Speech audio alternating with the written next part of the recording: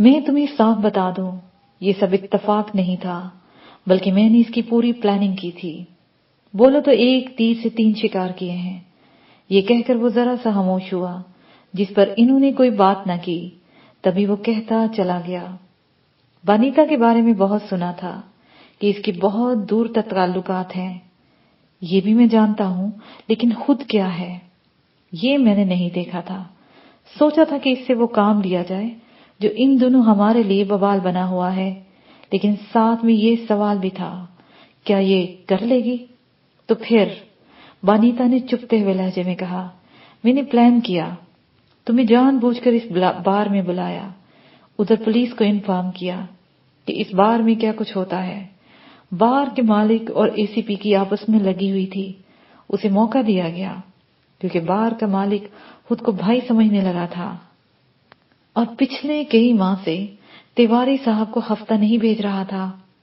تم لوگوں کو حوصلہ میں نے دیکھ لیا، بار کے مالک کو سبق سکھا دیا اور اے سی پی کو اس کی اوقات یاد دلا دی۔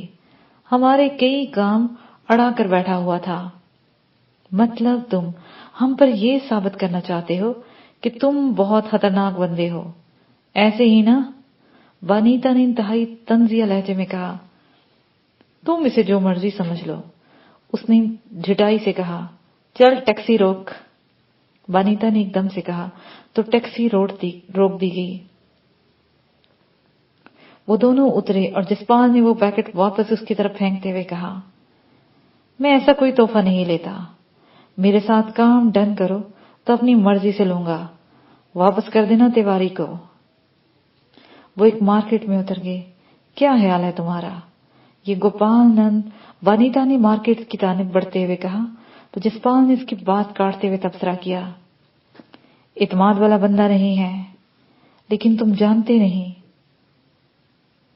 بہرام تیواری شکل سے جتنا احمق لگتا ہے، یہ اتنا ہی خطرناک ہے اور خفیہ والو کے اندر تک رسائی رکھتا ہے، میں اچھی طرح جانتی ہوں۔ بانیتا کنور نے عام سے لہجے میں کہا، چلو دیکھتے ہیں۔ یہ کہہ کر اس نے موضوع ہی ختم کر دیا اور دوسری باتیں کرنے لگے۔ ایسے میں نوتن کنور کا فون آ گیا اور وہ بھی ان کے وہاں پہنچ چکی تھی۔ کچھ دیر وہاں وقت گزارنے کے بعد وہ بنگلے کی جانب چل پڑے۔ نوتن کنور ان کے انتظار میں بیٹھی سیل فون پر گیم کھیل رہی تھی۔ جسپال نے محسوس کیا کہ نوتن کا رویہ بانیتا کے ساتھ مؤدبانہ تھا۔ اس نے پاکستان میں ہونے والی تمام باتیں بتا دی، پھر 2 سیل فون نکال کر انہیں دیے۔ یہ وہاں سے تم لوگوں کے لیے تحفہ آیا ہے، ان میں کیا خصوصیت ہے؟ یہ جدید ترین ٹیکنالوجی ہے، ابھی بلیک مارکیٹ میں ہے، اس سے تمہاری کال کہیں بھی ٹریس نہیں ہوگی، بے دھڑک جمال سے بات کر سکتی ہو، نوتن کنور نے کہا۔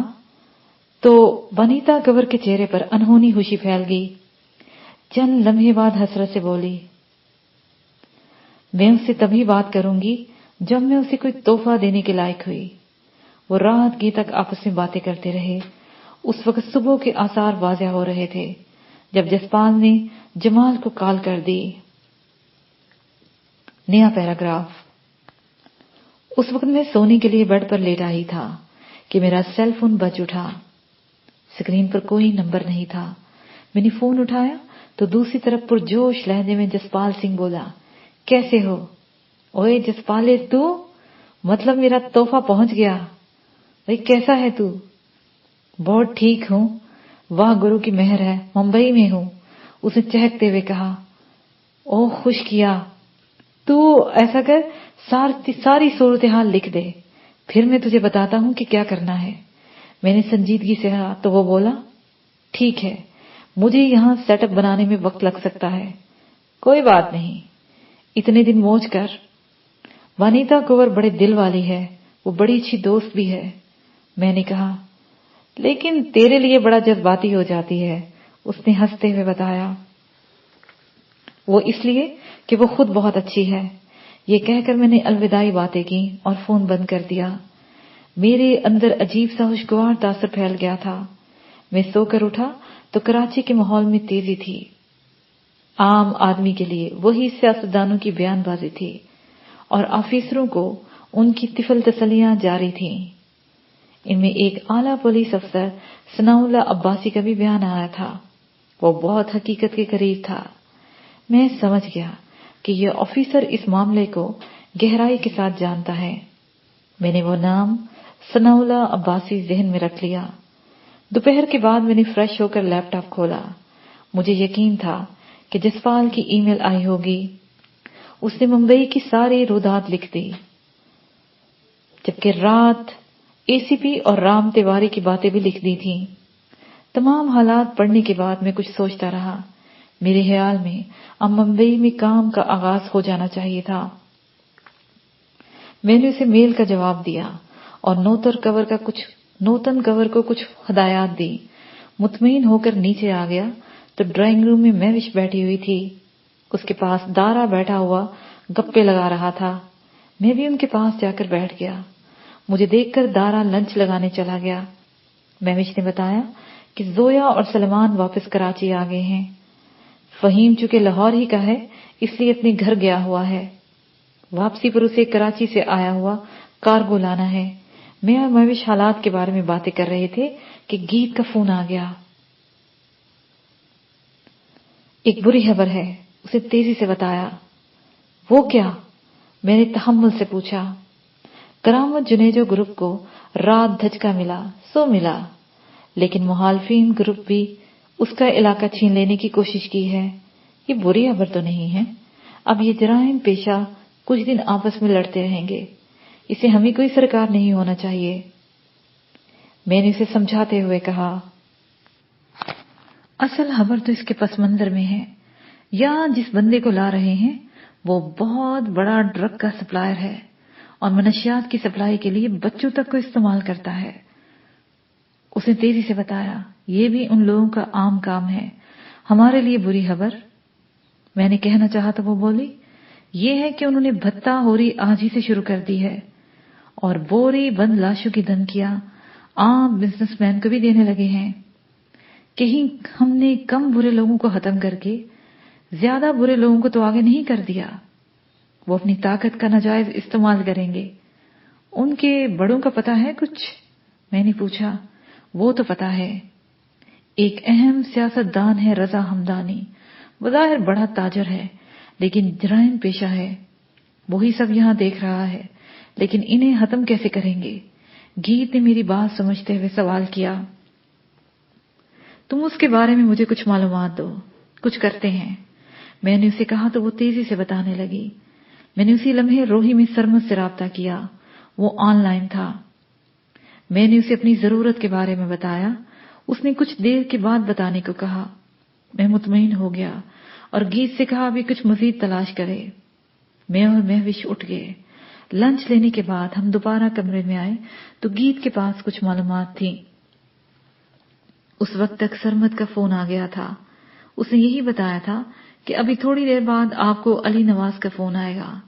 وہ کمرے میں بیٹھا ہی تھا کہ اس کا فون آ گیا۔ وہ سندھی تھا لیکن بلا کا حوصلے مند اور جرأت والا تھا۔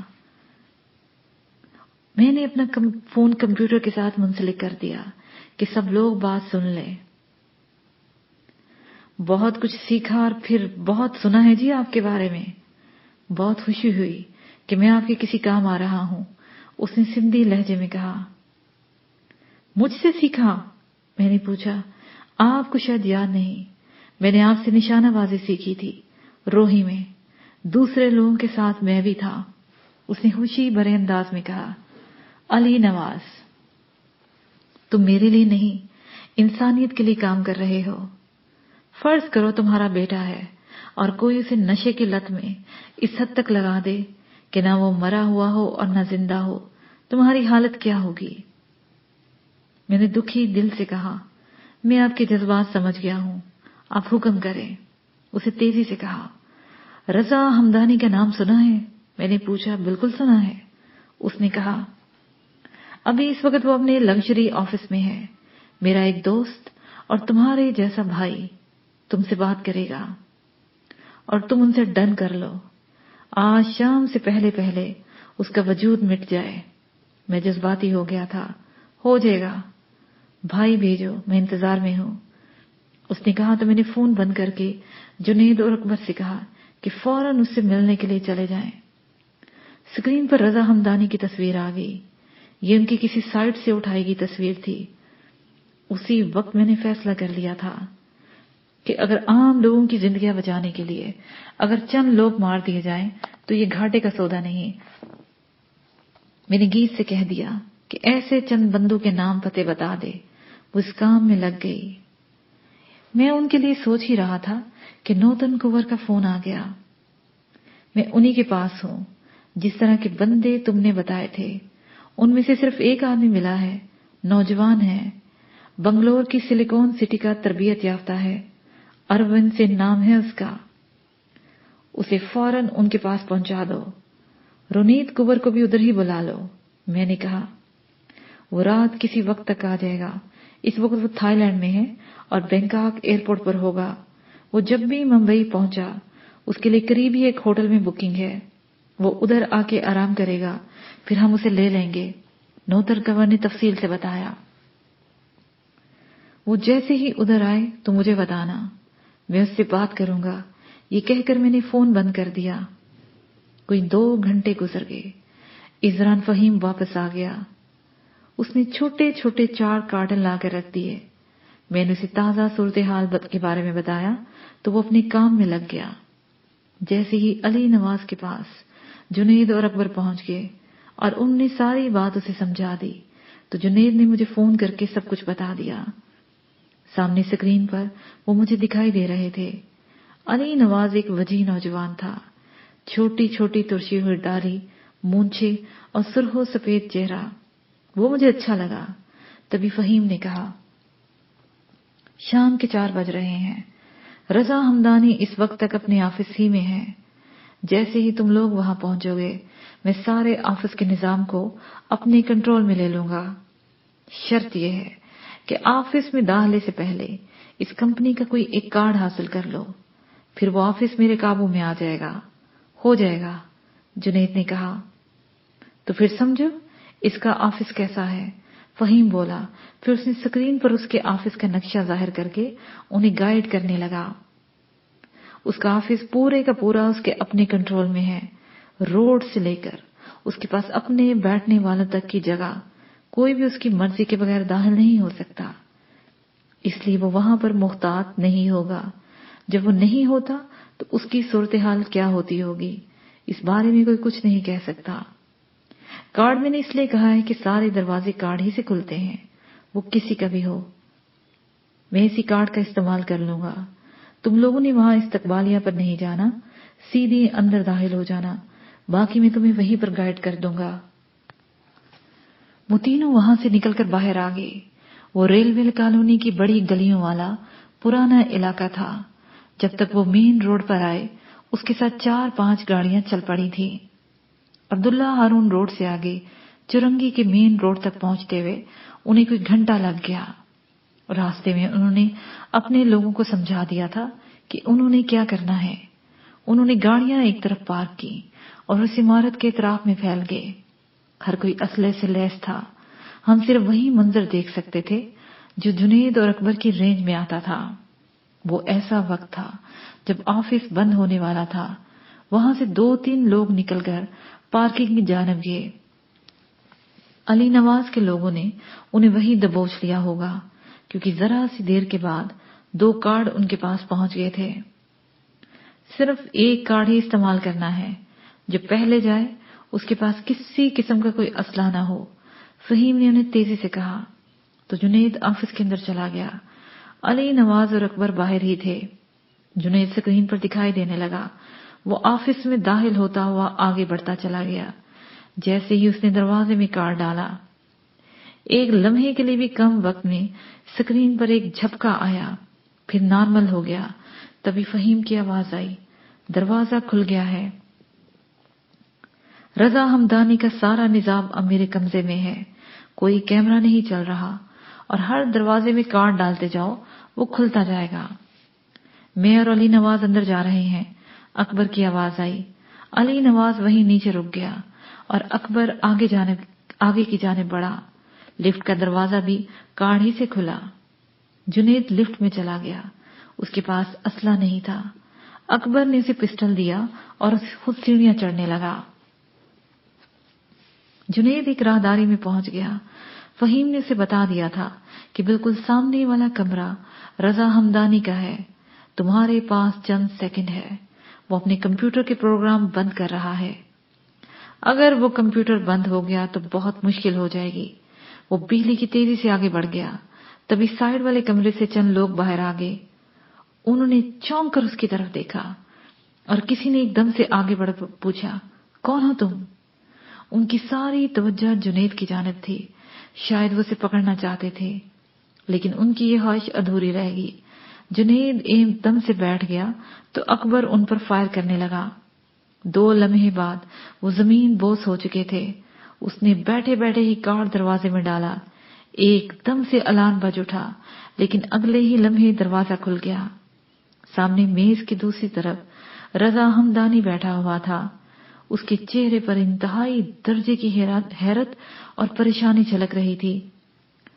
उसने जुनैद को देखते ही दराज में हाथ डाला। तब तक उसने मेज पर फायर कर दिया। वो पीछे की जानिब उल्टा। जुनैद उसके सर पर पहुंच गया। उसने कंप्यूटर की तरफ देखा और पिस्टल की नाल उसके सर पर रखते हुए कहा, मैं उस वक्त तक तुम्हें नहीं मारूंगा जब तक तुम खुद नहीं चाहोगे। क्या मतलब? उसने काफी हौसले से कहा, मैं तुमसे एक डील चाहता हूं। उठो और अपना कंप्यूटर खोलो, जल्दी। उसने दबाव देते हुए कहा। अगर मैं ना खोलूं तो? वो एकदम से समझ गया था कि जुनैद क्या चाहता है, क्योंकि फहीम ने बता दिया था कि अलार्म इसलिए बजा क्योंकि उसने अपना कंप्यूटर बंद कर दिया था। तो फिर ये लो, ये कहकर उसने उसकी टांग पर फायर कर दिया, फिर दूसरी पर किया। वो चीखने लगा। ऐसे में राहदारी में फायरिंग होने लगी। 2 बंदे लिफ्ट के जरिए ऊपर आए थे। अकबर ने इन्हें पार कर दिया।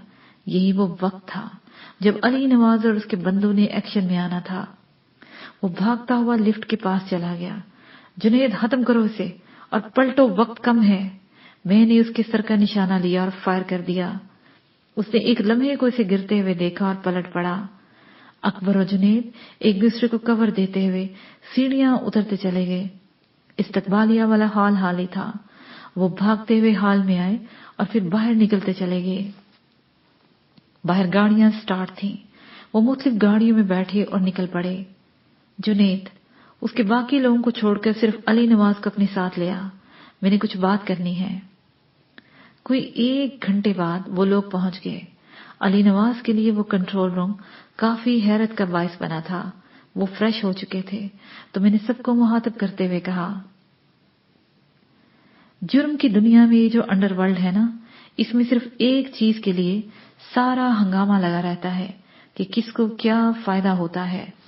जाती फायदा ही सबसे अहम है। लेकिन मैं ये सब अपने जाती फायदे के लिए नहीं कर रहा हूं।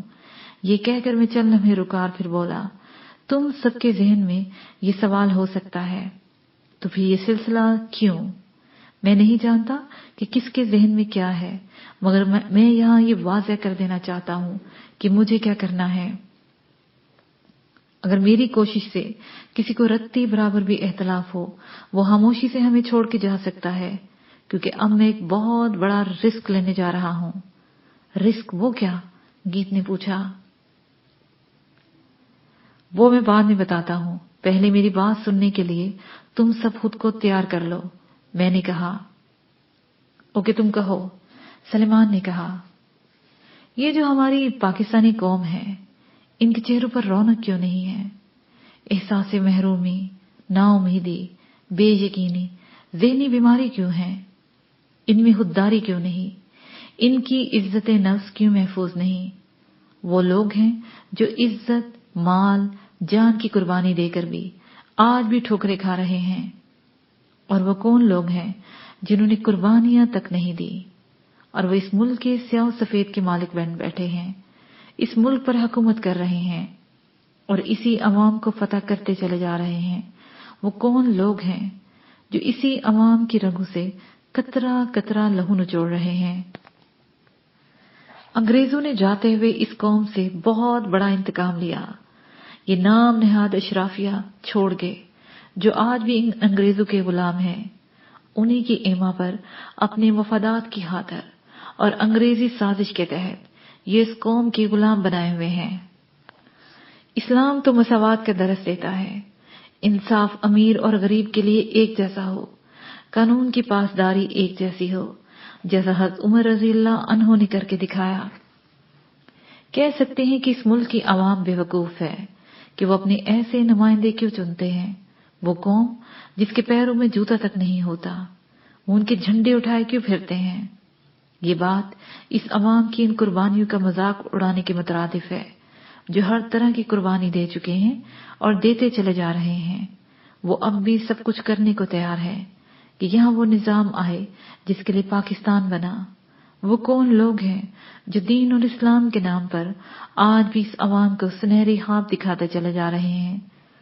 یہ عوام تو آج بھی دین اور ملت کے لیے اپنا آپ قربان کرنے کو تیار ہے۔ وہ لوگ جو محب وطن اور مادر وطن پر جان نثار کرنے کے لیے تیار ہے، دین اور ملت کے لیے کچھ کرنا چاہتے ہیں، انہیں کس نے روکا ہوا ہے؟ پارلیمنٹ ہی کو لے لیں، ایک عام آدمی کو اس تک پہنچنے کے لیے کتنے بیریئر پار کرنا ہوں گے۔ دولت، قومیت، برادری ازم، صوبائی عصبیت، فرقہ بازی، یہ بیریئر کس نے بنائے؟ یہ نظام بنانے والا کون ہے جس نے قوم کو مختلف خانوں میں بانٹ دیا، ان میں اس حد تک تفریق پیدا کر دی کہ وہ کچھ سوچ ہی نہ سکے؟ یہاں قانون ایک نہیں، امیر کے لیے قانون دوسرا ہے اور غریب کی تھانوں میں کھال ادھیڑ دی جاتی ہے۔ نظامی تعلیم ایک نہیں، تعلیم کا معیار دولت کے ساتھ منسلک کر دیا ہے۔ علاج کی سہولت غریب کے لیے نہیں، لیکن غریب کے سرمایہ کے نام نہاد اشرافیہ اسی غریب کے سرمایہ سے بیرونی ملک سے اپنا علاج کرواتے ہیں۔ کس نے اس قوم کی سوچ فکر کو پیٹ میں بند کر دیا ہے کہ ان کا شعور ہی کام نہ کر سکے؟ یہ وڈیرا شاہی، جاگیرداری، سرمایہ داری ہے جسے اس ملک کا نظام بنایا ہوا ہے۔ یہ ہون اشام اشرافیہ عوام کا لہو چاٹ کر بھی آزاد ہے اور عوام پس رہے ہیں۔ ایسا کیوں ہے؟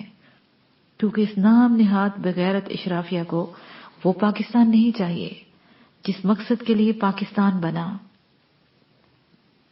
یہاں محمد رسول اللہ صلی اللہ علیہ وآلہ وسلم کا نظام چلنا ہے جو انسانی بقا اور حیات جاودانی کا باعث ہے۔ اس نام نہاد اشرافیہ نے محمد رسول اللہ صلی اللہ علیہ وآلہ وسلم کا نظام نہ لا کر دین سے علیحدگی اختیار کر لی ہے۔ یہ سراسر نافرمانی ہے۔ اسلام کے حقیقی ثمرات سے دور رکھنے والے یہی بغیرت اشرافیہ ہیں جنہوں نے محمد رسول اللہ صلی اللہ علیہ وآلہ وسلم کا نظام نہ لا کر ان ثمرات سے محروم کر دیا، اور یہ قربانیاں دینے والی قوم ان کے جذبات سے کھیل رہے ہیں جو وہ آج بھی محمد رسول اللہ صلی اللہ علیہ وآلہ وسلم کا نظام لانے کو بےتاب ہے۔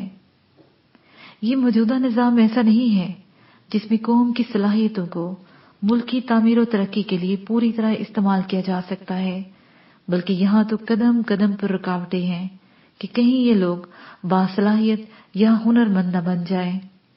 بے روزگاری کا افریت آج بھی نوجوان کو نگل رہا ہے۔ کیوں؟ کیا یہ نام نہاد اشرافیہ خود کو آسمانی مخلوق سمجھتی ہیں؟ فلاحی مملکت میں ٹیکس کے عوض سہولیات دی جاتی ہیں، لیکن یہاں ایک بیکاری بھی ماچس کے ڈبیا لیتا ہے تو وہ بھی اس پر ٹیکس دیتا ہے۔ عوام کو سرتاپا ٹیکس دینے والی مشین بنانے کے باوجود انہیں کوئی فائدہ نہیں۔ ٹیکس کے نام پر یہ وہ بھتہ ہے جو روزانہ عوام دے رہے ہیں، اور ہر ماہ بعد گیس، پانی اور بجلی کا ایک ترقی پذیر بل تھما دیا جاتا ہے جس کی پوری طرح رسائی ہی نہیں ہے۔ پاکستان میں نہ تو دریاؤں کے پلوں کی توسیع ہو سکی اور نہ ہی نئے ڈیم بنانے کی روایات موجود ہے۔ ہر سال عوام کو غرق اور تباہ و برباد کرنے والے یہ لوگ کون ہیں جن کا کوئی بھائی بہن یا بیٹا کبھی نہیں ڈوبا؟ ان کے محلات قائم ہیں۔ کبھی سیلاب میں کسی کا محل ڈوبا؟ صرف قوم غوطے کھا رہی ہے، پھر عوام کی مدد کا ڈرامہ کرنے والے، ہر برس کرپشن کا راپ الاپنے والے ہی در حقیقت امت کے دشمن ہیں اور قانون الہی نظام مصطفیٰ کی مخالفت کا توق گلے میں ڈالے ہوئے ہیں۔ یہ جعلی ہمدرد ہے جو ایک جال کی مانند ہے تاکہ قوم اس سے نکل ہی نہ سکے اور پانی میں ڈوب کر مرتی رہے، عوام ڈوبی رہے اور سر اٹھانے کی جرات نہ کرے۔ خدارا شعور کی آنکھیں کھولو اور ان کے اصل چہرے دیکھو، ان کے پاؤں کے نیچے سے نکلو اور اپنے پاؤں پر کھڑے ہو جاؤ۔ ڈیم بنانے میں رکاوٹ کون ہے؟ یہ سیلاب میں ڈوبتی عوام یا بیرونی امداد کھانے والے بغیرت اشرافیہ؟ اس نام نہاد اشرافیہ کو یہ معلوم ہے کہ جس دن قلندر لاہوری کا پیغام اس قوم نے پڑھ لیا اور سمجھ لیا تو ہر انسان ایک تلوار ہوگا، اور اگر ان 20 کروڑ تلواروں میں سے 1 کروڑ تلواریں بھی نکل آئیں تو کون کیا کرے گا؟ نام نہاد اشرافیہ کیا کرے گی؟ یہ لوگ تو پہلے ہی موت سے گزر گئے ہیں، بغیر تیگ و سنا موت سے گزر کر یہ ملک حاصل کیا۔ اس قوم کے سامنے لا الہ الا اللہ ہی تھا، تو اب یہ محمد رسول اللہ کے لیے کیا کچھ نہیں کر سکتے؟ نام نہاد اشرافیہ اور وہ لوگ جو اس ملک و قوم کے دشمن ہیں، یہ جان لیں جب پاکستان بنا تھا تو ان کے پاس کچھ نہیں تھا، آج ان کے پاس ضرب حیدری ہے۔ وقت لگ سکتا ہے لیکن محمد رسول اللہ صلی اللہ علیہ وآلہ وسلم کا نظام یہاں کوئی نہیں روک سکتا کہ یہ ملک بنا ہی اسی کے لیے ہے۔ اس ملک کی قبا اور عزت فقط یہی نظام ہے، کیونکہ خودی کسر نہا لا الہ الا اللہ، خودی کسر آیا محمد رسول اللہ، یہی میرا پیغام ہے اور یہی میرا مقصد۔ میں کچھ زیادہ ہی جذباتی ہو گیا تھا، اس لیے کافی دیر تک خاموشی طاری رہی۔ پھر میں نے ہی کہا، تم لوگ اگر سوچنا چاہتے ہو تو سوچ لو، جو رہنا چاہتا ہے رہے، جو جانا چاہتا ہے چلا جائے۔ میں نے کہا اور اٹھ کر اوپر چلا گیا۔ میں خود کو ہلکا پھلکا محسوس کر رہا تھا، کیونکہ میں نے انہیں صاف بتا دیا تھا کہ میں کسی کو دھوکے میں نہیں رکھنا چاہتا تھا۔ مغرب ہو جانے کے بعد جب میں نیچے آیا تو سبھی کو اپنی اپنی جگہ دیکھ کر دل خوشی سے بھر گیا۔ مزید کوئی بات نہیں ہوگی، سب تمہارے ساتھ متفق ہیں اور شاید ہم بھی یہی چاہتے ہیں، کیونکہ ہمارا اس دنیا میں کی وجہ انتقام ہے جو اس معاشرے کی ناانصافی کے باعث پیدا ہو گیا ہے۔ اب بتاؤ کرنا کیا ہے؟ وہ بھی بتا دوں گا۔ ابھی معاشرے کے ان ناسوروں کو ختم کرنا ہے۔ میرے خیال میں گیت میں نے کہنا چاہا تو وہ بولی، 3 بندے چنے ہیں میں نے، وہ علی نواز کو بتا دو۔ ادھر کراچی میں گیت، زویا اور سلیمان رہیں گے، اکبر اور جنید ادھر آ جائے۔ ہمیں اب ایک بڑے پروجیکٹ پر کام کرنا ہے۔ اوکے ہو گیا، سلیمان نے کہا۔ اب یہ کام جلد از جلد ہو جائے تو بہتر ہے، میں نے کہا اور وہاں سے اٹھ کر باہر لان کی جانب چل دیا۔ نیا پیراگراف۔ جسپال اور بانیتا کا حلیہ کافی حد تک بدلا ہوا تھا۔ وہ دونوں یوں دکھائی دے رہے تھے جیسے کسی دفتر میں کام کرنے والا کوئی جوڑا ہو اور ابھی کسی دفتر سے اٹھ کر آئے ہوں۔ ان کے پاس پرانی ماڈل کی کار تھی جسے جسپال ڈرائیو کر رہا تھا۔ وہ بڑے اطمینان سے جا رہے تھے۔ ان کا رخ ایئرپورٹ کی طرف تھا، جس کے قریب ہی ایک ہوٹل میں اروند سنگھ آ کر ٹھہرا تھا۔ جس طرح کی معلومات اس کے بارے میں تھی وہ لوگ اسے بہت چھپا کر رکھنا چاہتے تھے۔ ان دونوں کے درمیان خاموشی تھی۔ ان کے درمیان اروند کے بارے میں بہت دیر تک بات ہو چکی تھی۔ اس وقت وہ مہاتما گاندھی روڈ پر اگلوار مارکیٹ کے پاس تھے۔ وہاں سے کچھ آگے انہوں نے ٹرن لے کر نہر روڈ پر جانا تھا کہ بانیتا گور کا سیل بج اٹھا۔ اس نے سکرین پر دیکھا اور اضراری انداز میں بولا، رب خیر کرے، انکل زوردار سنگھ جی کا فون ہے۔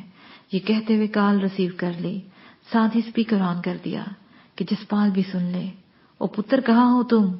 زوردار سنگھ نے پوچھا۔ جی ادھر ہی ہوں، ایئرپورٹ کی طرف جا رہی ہوں، اس نے جواب دیا۔